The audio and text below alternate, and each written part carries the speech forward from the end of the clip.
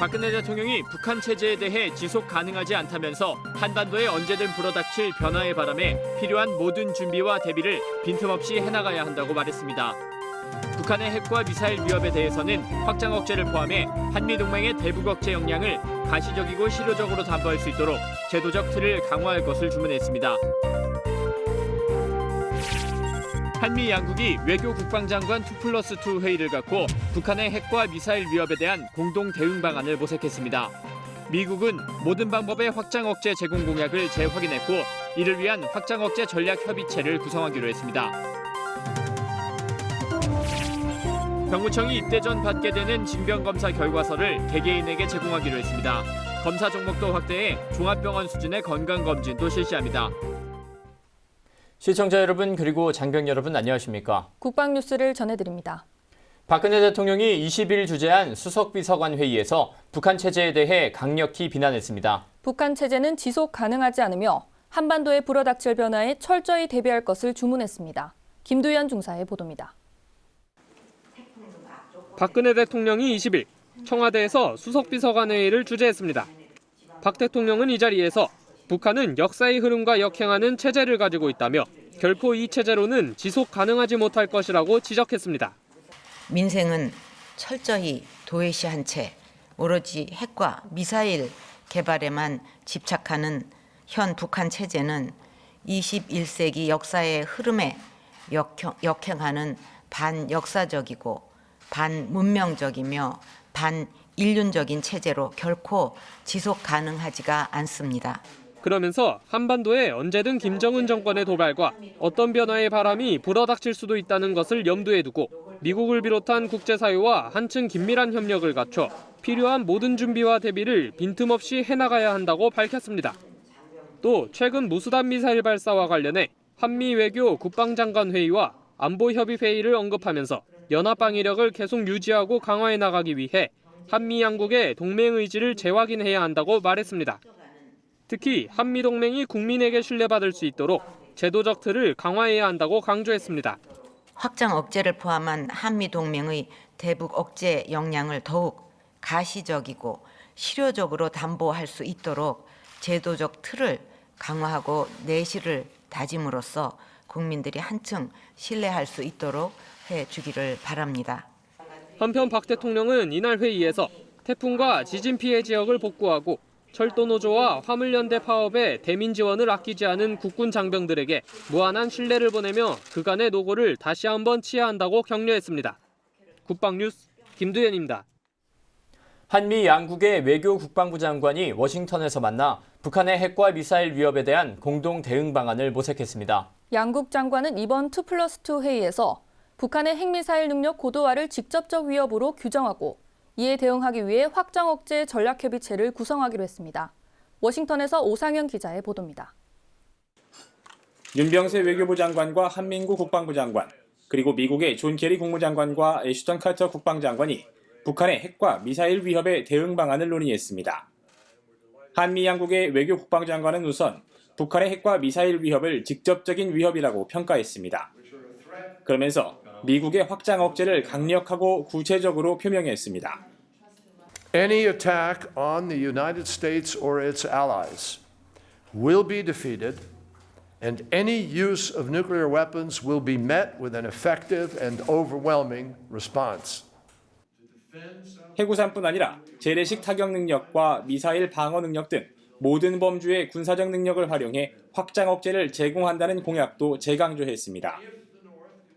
양국의 외교 국방장관은 이를 실현하기 위해 2+2 회의체 산하에 한미 확장 억제 전략 협의체를 마련하기로 합의했습니다. 한미 확장 억제 전략 협의체는 외교 국방 분야의 차관보급을 대표로 외교와 정보, 군사, 경제적 요소를 활용한 대북 억제 방안과 확장 억제와 관련된 정책적, 전략적 사항을 논의하게 됩니다.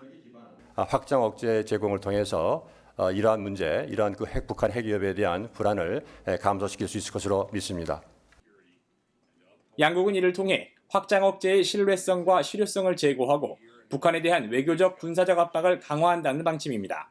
한미 양국의 외교 국방장관은 이번 협의로 미국의 정권이 교체되더라도 북한 위협에 효과적으로 대처할 수 있는 제도적 기틀을 마련했습니다. 워싱턴에서 국방뉴스 오상현입니다. 북한이 20일 오전 7시경 평안북도 구성시 방현 비행장 인근에서 무수단으로 추정되는 미사일 한 발을 발사했지만 실패한 것으로 나타났습니다. 합동참모본부는 20일 북한이 불상미사일 한 발을 발사했지만 발사 직후 실패한 것으로 추정된다고 밝혔습니다. 한미 공동평가 결과 실패한 미사일은 무수단 미사일로 추정된다면서 지난 15일에 있었던 실패를 만회하기 위해 추가 도발을 감행한 것이라고 평가했습니다. 합참은 우리 군은 북한의 불법적인 도발 행위가 지속되고 있음을 강력히 규탄하고 추가 도발 가능성에 철저히 대비하고 있다고 덧붙였습니다. 북한의 무수단 미사일 발사는 이번까지 모두 8차례로 지난 6월 6번째 시험 발사 때만 유일하게 성공하고 나머지는 모두 실패했습니다. 병역 의무자들이 입대 전 받게 되는 징병검사의 결과서가 개개인에게 제공됩니다. 검사 종목도 확대돼 종합병원 수준의 건강검진을 실시하고 개인별 상세 질병 정보도 추가로 제공됩니다. 김지한 기자입니다. 앞으로 징병검사를 받은 병역 의무자 전원에게 검사 결과서가 제공됩니다. 병무청은 대부분의 징병검사 대상자들이 생애 최초 건강검진이란 점에 주목하고 국민 건강 증진에 기여할 수 있도록 검사 결과서를 20일부터 대상자 개인에게 개별적으로 제공하기로 했다고 밝혔습니다. 안과와 내과, 신경과, 피부과 등 검사 항목의 정상 여부를 비롯해 혈액검사와 간, 신장기능 검사 결과 등 세부 검사 항목이 포함됩니다. 이해를 돕기 위해 검사 항목별 목적과 기준치를 비롯해 결과에 대한 임상적 의미와 개인별 상세 질병 정보도 추가로 제공됩니다. 검사 결과서는 병무청 홈페이지를 통해 확인할 수 있습니다. 병무청 관계자는 개인의 질병 정보를 담고 있는 민감 정보이기 때문에 열람이나 출력을 하기 위해선 반드시 공인인증서를 통해 로그인해야 한다고 밝혔습니다. 또한 개인의 징병검사 결과서가 열람됐을 경우 해당 병역 의무자의 휴대폰으로 열람 사실을 알려줘 개인정보가 유출되지 않도록 이중 안전장치를 마련했다고 전했습니다. 내년부터는 검사 항목도 늘어납니다. 현재 징병검사 항목인 간질환과 당뇨, 에이즈 등 14종의 검사 항목에 더해 알코올성 간질환과 심혈관계 질환, 신장기능 검사 등 5개 항목을 추가해 종합병원 건강검진 수준인 19개 항목으로 늘릴 계획입니다. 국방뉴스 김지한입니다. 병무청은 지난 8월부터 군장병 감사 편지 보내기 캠페인을 실시했습니다. 각 지방청은 이 편지들을 직접 부대에 전달하고 있는데요. 지난 19일에는 박창명 병무청장이 직접 육군 15사단을 방문해 편지를 전달하고 장병들을 격려했습니다. 캠페인에 참여한 용사 부모님도 현장을 깜짝 방문해 장병들에게 군생활의 추억을 선사했습니다. 김하영 기자가 보도합니다. 박창명 병무청장이 군장병 감사편지 전달식을 위해 육군 15사단을 방문했습니다. 지난 8월부터 작성된 감사편지와 함께 격려금과 위문품을 부대에 전달한 병무청장은 이어 예하부대인 정보통신대대 훈련 현장을 찾았습니다. 이날 방문에는 병무청 홍보대사 미스코리아 이민지 김정진 씨도 함께 자리해 장병들에게 응원의 메시지를 전했고 장병들의 얼굴에는 웃음꽃이 피었습니다. 군 장병 감사 편지 보내기는 병력 의무를 성실히 수행하고 있는 우리 장병들을 응원하고 병력 이행에 대한 자긍심을 고취하기 위해서 2010년도부터 병무청이 범국민적인 캠페인을 실시하고 있습니다. 국가 안보를 위해 최선을 다하고 있는 우리 장병들에게 사랑과 감사의 뜻을 전하기 위해서 방문을 했습니다. 이날 용사들에게는 미스코리아보다도 더욱 반가운 손님이 있었습니다. 바로 온라인 편지 접수를 통해 좋은 사연으로 선발돼 훈련장을 깜짝 방문한 부모님이었습니다. 어머니는 준비한 편지를 직접 낭송하며 병역 의무를 성실히 이행하고 있는 아들에게 고마움을 표했고 군 복무 열심히 하고 있으니 걱정하지 말라며 엄마를 위로하며 힘든 내색 안 하고 최선을 다하는 아들 너무나 고맙고 든든하다. 아들은 이에 화답해 씩씩하고 늠름하게 나라를 지킬 것을 약속했습니다. 처음 들었을 때부터 알고 있었고 눈이 많이 오는 날 입대했다고 말할 때 가장 울컥했고 이번 계기로 앞으로 좀 더 성실히 군 생활에 충실할 수 있도록 열심히 하겠습니다. 아들 만나서 너무나 기쁘고 고맙고 이렇게 뭐 세상을 다 얻은 그런 기분이죠. 이렇게 아들 이렇게 군복무 잘하고 있는 모습, 늠름해진 모습 보니까 너무나 기쁩니다. 이렇게 뜻하지 않게 이렇게 좋은 행사를 마련해준 병무청 관계자분들한테도 너무너무 감사드리고요. 편지 낭송 후에는 병무청장과 용사 부모님, 홍보대사가 직접 푸드트럭에서 음식을 나눠주며 장병들을 격려했고 가뭄 뒤 담비 같은 맛있는 음식을 즐기며 장병들은 훈련의 고단함을 달랬습니다. 병무청은 군장병 감사편지 전달식을 각 지방청별로 실시하며 장병들의 근무 의욕 고취에 힘쓰고 있습니다. 국방뉴스 김하영입니다. 육군 8탄약창과 주한미군 6병기대대 장병들이 함께 유격훈련을 실시했습니다. 한미 장병들은 장애물 극복과 참호 격투 등 다양한 훈련을 진행하며 끈끈한 전우애를 쌓았습니다. 이혜인 중입니다. 충북 영동의 한 유격훈련장. 훈련이 한창인 장병들 사이에서 미군 전투복이 눈에 띕니다. 육군 탄약지원사령부 예하 8탄약창과 미 6병기대대 장병 150여 명이 지난 18일부터 사흘 동안 유격훈련을 함께했습니다. 이번 유격훈련을 함께하면서 평소 업무 협조에서 더 나아가 서로를 이해하고 굳건한 한미동맹 속에서 전우애를 쌓기 위해 이번 훈련을 실시하게 되었습니다. 처음 접해보는 한국식 유격훈련의 실수도 있지만 이내 터득하고 곧잘 해냅니다. 일명 유격의 꽃이라 불리는 8번 온몸 비틀기 체조도 거뜬히 해냅니다. 어두운 교장 안에서 마스크를 벗는 화생방 훈련은 미군들에게도 쉽지 않습니다. 등 뒤에 전우들을 믿고 몸을 던지는 트러스트 폴. 단단히 맞잡은 양팔처럼 양국 장병들의 신뢰도 단단해졌습니다. 한미 장병들은 이번 훈련을 통해 어떤 어려움도 함께 극복할 수 있다는 자신감을 얻었습니다. 낙하! 양국 장병들이 물속에서 벌이는 참호 격투는 이번 훈련의 하이라이트. 시원한 물보라와 함께 몸을 부대끼며 장병들은 어느새 서로를 이해하고 한미동맹의 끈끈한 전우애를 느낍니다. The exercise was really great. It gave me an opportunity to get some training with the ROKA soldiers. So everything was it was a great experience for me. 힘든 훈련을 이겨내며 단결력과 양국의 우애를 다진 이번 훈련은 장병들이 한미동맹을 머리가 아닌 가슴으로 느끼는 계기가 됐습니다.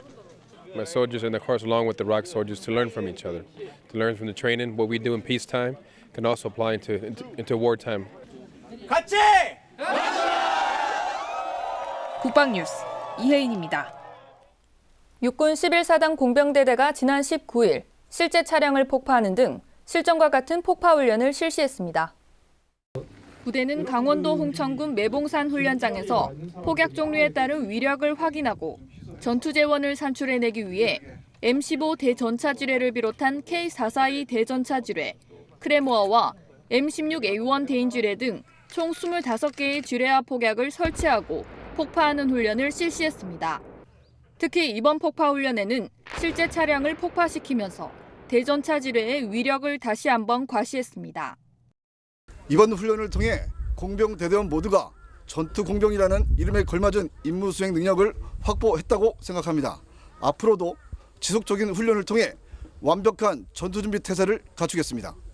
한편 부대는 앞으로도 지속적인 실물 폭파 훈련을 실시해 폭파에 대한 자신감을 배양하고 폭파 전문가 양성에 힘쓰겠다고 밝혔습니다.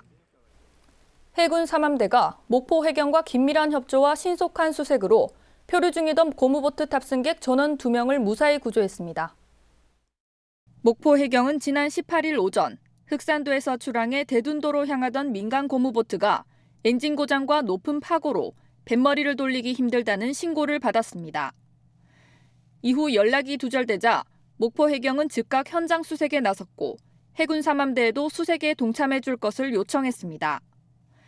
이에 해군 3함대는 곧바로 311편대 고속정 298호정과 321호정을 출동시켰고 사고가 난 고무보트는 해경과 합동 수색 중이던 고속정 298호정에 의해 발견됐습니다.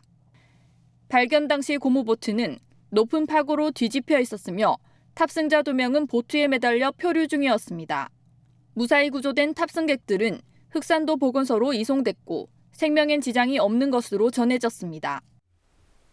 다음 달 중순이면 우리나라에 입국한 탈북민들의 수가 3만 명에 이른다고 합니다. 이에 맞춰 우리 정부는 탈북민 제도를 새롭게 재정비할 것으로 보입니다. 한편 북한에서는 반대로 대량 탈북을 막기 위해 보위부를 급파해 주민들의 일거수일투족을 감시하고 있는 상황인데요. 이런 가운데 김정은은 자신의 신변 안전에 극심한 위협을 느끼며 경호 수준을 강화하고 있다고 합니다. 이번 주 주간 북한 이다경 기자가 전합니다. 대규모 수해가 발생한 9월부터 지금까지 김정은은 모두 9차례의 공식 행보에 나섰는데요. 대부분 군사 관련 분야였습니다. 수해 지역에는 물고기 등의 선물과 복구 작업을 위한 굴착기 정도만 보내고 절대 나타나지는 않고 있습니다. 그러다 보니 여러 추측들이 나오고 있는데요. 가장 유력한 이유는 김정은의 업적에 누가 된다라는 판단 때문이라고 합니다. 피해를 입은 주민들을 보고도 대책이 없다는 인상을 준다면 북한의 신으로서 전지전능하지 못하다는 것을 입증하게 된다는 것이죠. 그리고 또 다른 추측은 수해를 입은 함경북도가 북한 정권에 가장 불만이 많은 지역인데다 국경 경비대의 무기와 탄약이 급류에 대량 유실된 뒤 수거하지 못하고 있어 현장을 찾았을 때 사실상 정권의 등을 돌린 그곳 주민들에게 해를 입을 수도 있음을 우려해서라는 분석도 있습니다. 북한 정권에 쏟아지는 비난을 의식한 듯 최근에는 노동신문에 마치 수해 복구에 온 힘을 기울이기라도 하는 것처럼 선전하는 글을 싣기도 했는데요. 그것을 이렇게 딱 과대 선전하는 것은 중국을 통해서도 우리가 이렇게 수해 복구를 한다. 그러니까 국제적인 지원을 좀 받자. 이런 뉘앙스지 실제적인 주재민들을 위한 이런 수해 복구를 하는 것은 지금 뒷전이라는 거죠. 수해 지역에 설사병과 급성 호흡기 질환이 갈수록 늘어나고 식량난은 심각한 가운데 정작 당국은 피해 주민들은 보살피지 않고 국제적인 지원만 받고 있는 어이없는 현상. 그래도 뒤통수는 좀 간지러운지 20일 김정은이 수재민들에게 담요를 보냈노라고 조선중앙방송을 통해 선전하기도 했습니다. 제대로 된 복구 정책을 어느 정도 좀 하는 척이라도 하면서 생색을 낼 수는 없는 걸까요? 이제 북한 이탈 주민 3만 명 시대가 도래했습니다. 최근의 대량 탈북 원인으로는 홍수로 국경이 무너진 것도 큰 요인으로 작용하고 있는데요. 북한 병사들이 경계 초소를 복구 중이지만 두만강의 북한군 초소와 중국 측 철책선도 무너져 국경 감시가 어려운 상황입니다. 북중 접경 지역에서는 대량 탈북을 막기 위해 건물 곳곳에 CCTV를 설치하고 무장 경찰도 배로 늘려 주민들의 일거수일투족을 감시하고 있지만 더딘 피해 복구와 식량난은 가속화를 더 부추길 뿐입니다. 중국 전역에서 잡힌 탈북자들은 북송되기 전 도문이나 단둥 수용소에 끌려오게 되는데 특히 도문 수용소에는 인원이 넘쳐나고 있으며 이곳에서의 인권 유린의 실태도 익히 여러 전문 매체를 통해 전해지고 있습니다.